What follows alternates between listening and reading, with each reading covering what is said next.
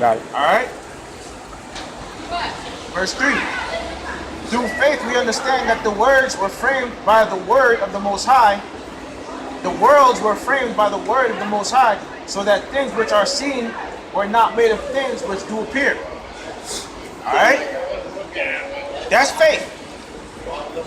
By faith we understand and know that that as a people, we are the greatest people on the face of the earth. This is by faith we understood this, okay? The Lord revealed that unto us by faith, okay? Hey, watch where you going.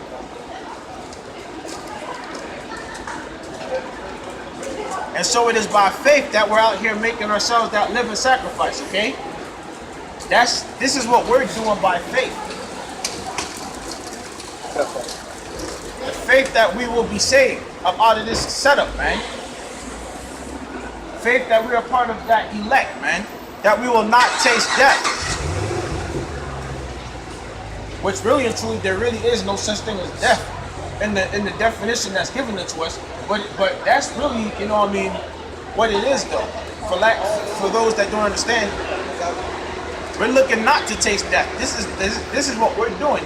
This is what we have. This is what we hope is going to be the case for us. Speaking for myself anyway, this is what I hope for. And I'm sure that's what this brother hopes for, that we do not taste death. Okay? But hey, you're gonna have you're gonna have brothers that gotta be martyrs for this truth. If that was to fall upon me, so be it. I will definitely give my life for this truth. But beyond that, I do hope that I'm part of that elect men that will not taste death, okay?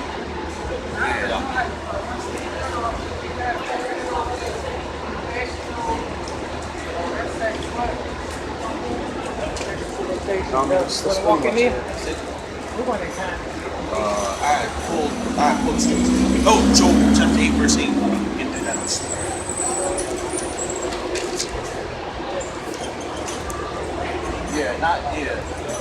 That scripture that gives the definition of faith. That's in Hebrews, not Romans. It's locked into. That's in Hebrews 11, starting at verse 1, basically. Yeah. It's Job 8 and 8. For inquire I pray thee of the former age, and prepare thyself to the search of their fathers. Okay. So this is how. Basically, this is how we're able to continue to push this word. All right, we're searching of the former age. Okay, we're looking back at the past to be able to secure our future, so to speak. All right, we want the wisdom of the ancients. Read that again. So Job chapter 8 verse 8. It says, For inquire I pray thee of the former age, and prepare thyself to the search of their fathers. And prepare thyself to the search of thy fathers, all right? Our forefathers, Abraham, Isaac, and Jacob, okay? We're supposed to basically search out them. See, our power lies in knowing who we are, okay? So therefore, you know what I mean, we're supposed to search for the former age, man.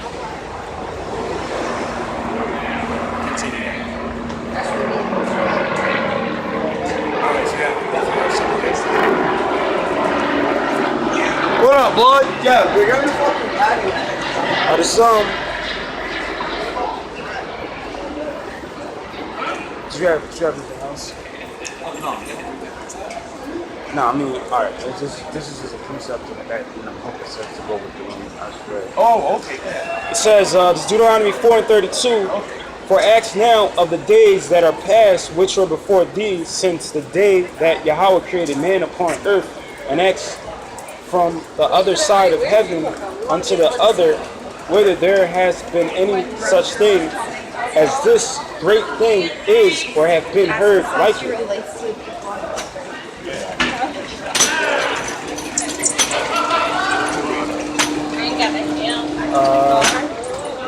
Yeah, I'm trying. I'll read up one verse. It's Deuteronomy 4 and 31. It said, for the Lord thy power is a merciful power. He will not forsake you, neither destroy you, nor forget the covenant of thy fathers, which he has swear unto them. So that's talking about the Most High. He's not gonna he's merciful unto his people, the nation of Israel. That's why, you know what I'm saying, he didn't just completely do away with us. He had mercy on us. He had grace on us. Yeah, I just say that. Yeah, good. That's what I was hoping for. They need, I mean, it's not even looking.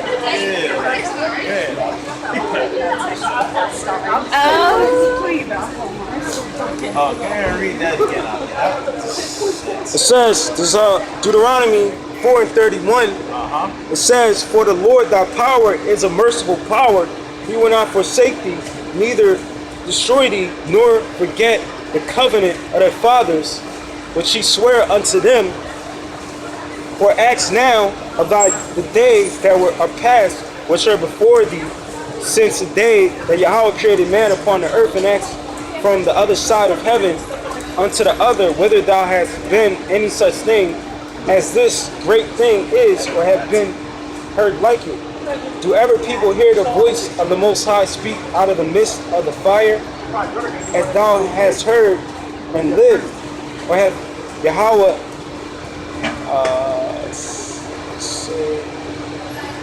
said to go and take him a nation from the midst of another nation by temptation, by signs, and by wonders, and by wars, and by a mighty hand, and by a stretched out arm, and by great terrors, according to all that the Lord thy power did for you in Egypt before your eyes? Unto thee it was showed that thou mightest know that the Lord, he is power, there is none else besides him. So that's talking about, everything that the Lord basically did for us. It was to show, I'm going to read 35 again. Unto thee it was showed that thou mayest know that the Lord, he is the power, there is none else beside him. And that's the you know what I'm saying, that's the conclusion our people should come to when you look at everything, all the marvelous and wonderful works that Yahawah by Sham Yahawashi displayed to us, to show, you know what I'm saying, that he's the all powerful God, power.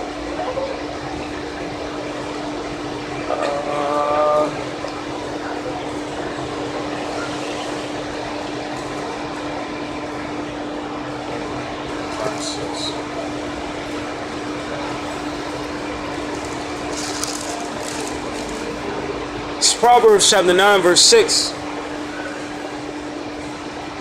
It said, forsake the foolish and live, and go in the way of understanding.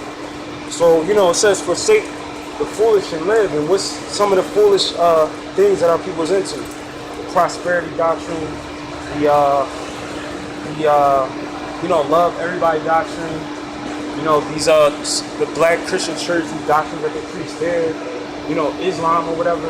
You know what I mean? Right. So it says, forsake the foolish and live. So you're not supposed to basically follow those doctrines and ways of thinking. Oh man, I gotta tell you something.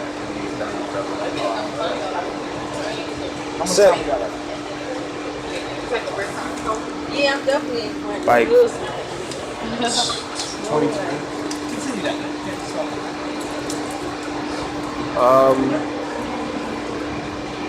Forsake the foolish and live, and go in the way of understanding. So, once we like, I think about this. It was this part of the movie Malcolm X where Malcolm X's teacher Elijah Muhammad, he was basically telling him, or he poured out 2 glasses of water, and he was like, he poured something, it might have been coffee or something like that. He poured it into one of the glasses, and he was like, if you give the people this, they have no choice but to drink it. But if you, and then he poured another glass of water and put it next to him, and he said, if you let them make the choice, they'll choose the right thing. And that's pretty much, what we did. You know what I'm saying? I don't know, this brother, I grew up in a Baptist church, Islam, Egyptology, all those black consciousness belief systems or whatever. And once I heard the scriptures, and I heard the way that the scriptures were interpreted, I was able to make a, come to my own conclusion through the spirit of Yahawashi outside, and come out of that. You know what I mean? See the falsehoods and the foolishness that was in these things, and how I wasn't gonna help our people. Yeah, I don't dig. Like niggas was just. So I feel bad. Let's say niggas. I got Jesus on there with a So it says, Proverbs 9:6, forsake the foolish and live and go in the way of understanding. So that was a perfect example. Like, you know what I'm saying? Like, our people are just messed up. You can't read. You can't stop and read the sign. You gotta like make some foolish comment or something like that. You know what I mean? But that's why, you know what I'm saying, we, through experience, we just ignore people like that. We're not gonna sit up here and say nothing to them or whatever. Right. They was really interested or had any or wanted to seek out the truth or something, they would stop and look, read it, ask questions or whatever. But you know what I'm saying, we could see through the spirit that they didn't have any understanding. They were just foolish. Proverbs 18. Proverbs 18 and 2. You hear what the brother said? Proverbs chapter 18 and verse 2. They had no desire to understand what was going on here, but got an opinion. Like that shit matters. Alright? So Proverbs 18:2, a fool have no delight in understanding, but that his heart may discover itself. That's it.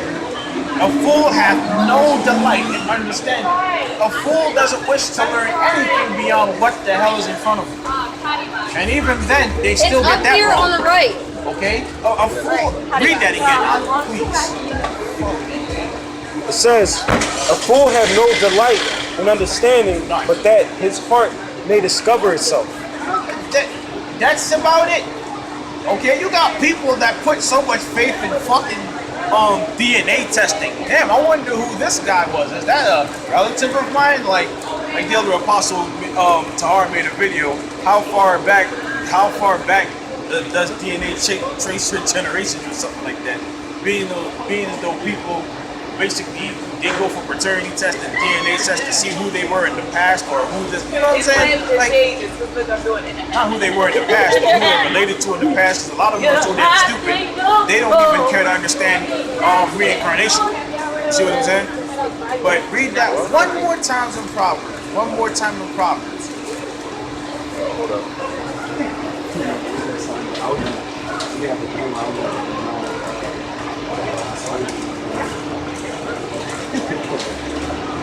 I don't even think that would make sense to me. We're just, let them yeah, exactly. All right, sorry. Proverbs 18 and 2. Read that one more time. It's Proverbs 18 and 2. It said, a fool have no delight in understanding, but that his heart may discover itself. That's the only thing a fool looks forward to, man. That his heart will discover itself. Okay? This is why the scriptures say speak not much with a fool. Okay? Or this is exactly why the scriptures say be not actually what's the word? What's the scripture? About what? I think it's Proverbs chapter 29 and 9. Proverbs 29 and 9. Proverbs 29 and 9. Yeah. If a wise man contended with a foolish man, whether he rage or laugh, there is no rest. Yeah, there is no rest. Oh, you're not. Basically, the argument's not gonna go anywhere. All right. Read that one more time.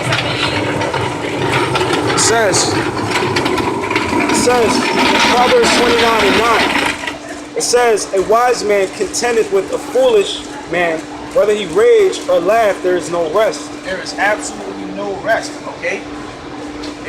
It's one of those situations where it goes on and on and on. The point never really, like, the point is being made, but the foolish doesn't care about the point. It's not about the point. What happened?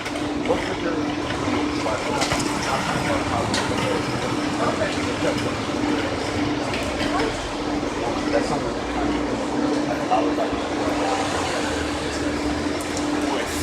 Didn't I tell you that was going on way up here though? Yeah. But didn't I? But we were just having that conversation not too long ago. They're like kids. They're like chilling, these boys. People know you on the street. He's not competing anymore. Continue that, bro. Let's get back to these scriptures. Proverbs 29:9. Proverbs 29:9. It said, if a wise man contendeth with a foolish man, whether he rage or laugh, there is no rest. Whether he rage or laugh, there is absolutely no rest, because the point has been made over and over and over again, but this fool will never understand it. He will not grasp it for the life of me. He won't get it. Okay? It is a work in futility. You see what I'm saying? To contend with a fool. Alright? That's why the scriptures say, speak not. That's why the scriptures say, speak not. You know what I'm saying? Much with a fool, man.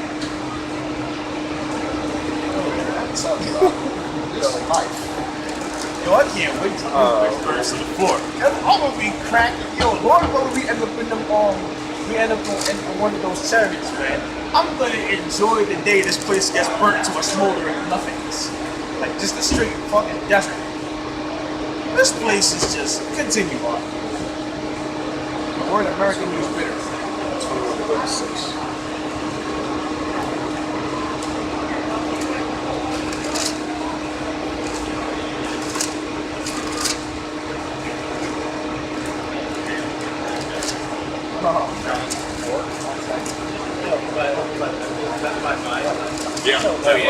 It's Luke 21:36. It said, watch ye therefore and pray always that ye may be watch ye therefore and pray always that ye may be accounted worthy to escape all these things that shall come to pass and to stand before the Son of Man. All these things that shall come to pass, right? And this is the main thing right here that's coming to pass according to the scriptures, right here. We want to be able to escape. We want to be able to escape this, okay? This, see right here? This is going to reduce America to a smoldering ash, okay? Read that again up. It says, watch ye therefore and pray always that ye may be accounted worthy to escape all these things that shall come to pass and to stand before the Son of Man. Race riots, Gerber troops, you know what I'm saying? Getting caught up in these different skirmishes, okay? These invasions that's getting ready to happen, all right? All this war, the Third World War, all right? And then ultimately these nuclear missiles. Okay, this is what we're working toward escaping. But 2/3 of our people and you other heathen out here are going to get caught up in all of this. All right, the scripture said the Lord will plead with all flesh. All right. Oh man. Yo. Yo, you sound fucking on a lot of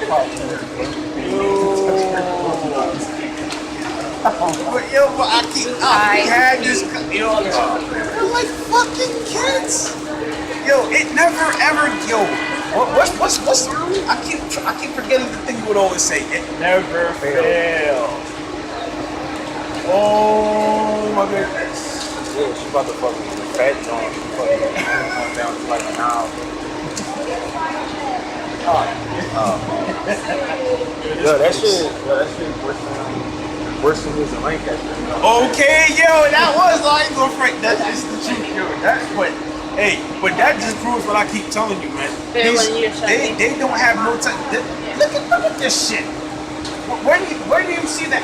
Where do you see the fucking intellect in that shit? Where's the where do you see the genius and shit like this?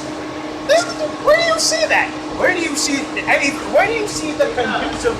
And where do you see in any way that's conducive to good works? This is 2 Peter chapter 3, Verse 1. Huh. This second epistle, beloved, I now write unto you in both which I stir up your pure mind by way of remembrance, that ye may be mindful of the words which were spoken before by the holy prophets, and of the commandments of us, the apostles of the Lord and Savior. Knowing this first, that there shall come in the last days scoffers, it says, walking after their own lust, and saying, where is the promise of his coming? For since the fathers fell asleep, all things continue as they were from the beginning of creation. For this they willingly are ignorant of, that by the word of Yahawah the heavens were of old, and the earth standing out of the water and in the water, whereby the world that whereby the world that then was, being overflowed with water, perished. But the heavens and the earth, which are now by the same word, are kept in store, reserved unto fire against the day of judgment and perdition of ungodly men. And what does the word perdition mean? Destruction. Read that again, that last part. It said, but the heavens and the earth, which are now by the same word, are kept in store, reserved unto fire. Reserved unto fire. Okay? Continue that. It says, kept in store, reserved unto fire against the day of judgment and perdition of ungodly men. And perdition, destruction of ungodly men. Alright? The wicked are going to be destroyed. Before they're destroyed, they're going to be revealed. Evil will make them afraid on every side. But ultimately, they're going to be destroyed. Okay? This is what's coming for the wicked. This is what's coming for 2/3 of our people. This is what's coming for you other nations that had a hand in our enslavement. And this is what's coming for you damn Edomites, you so-called white people. This is what's coming for you. Alright? And those of you that make it through this, you're going into slavery. Alright?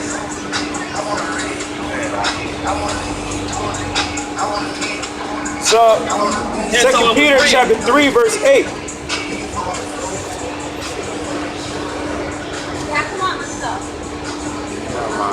Right. It said, but beloved, be not ignorant of this one thing, that one day is with the Lord as 1,000 years, and 1,000 years as one day.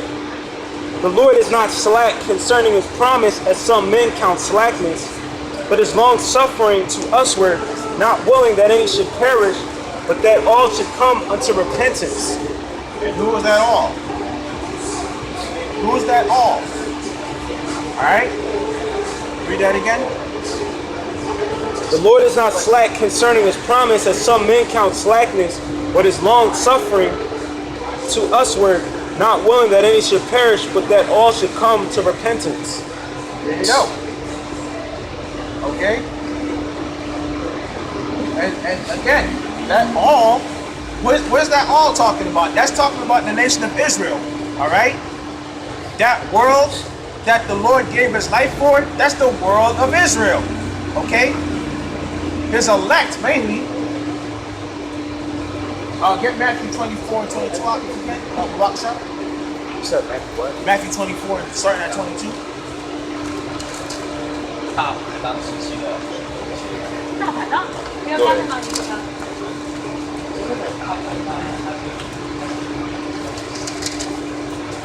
It's Matthew 24 and 22.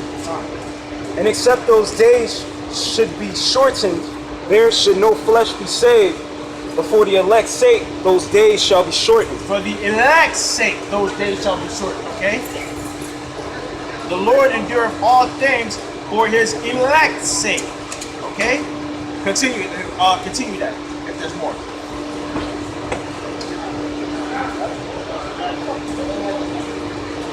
Or if you got a precept, bring it. Matthew's too nasty and that shit don't even be done. 24. Yeah, they be rushing, dog. There'll be so many people in there. It says,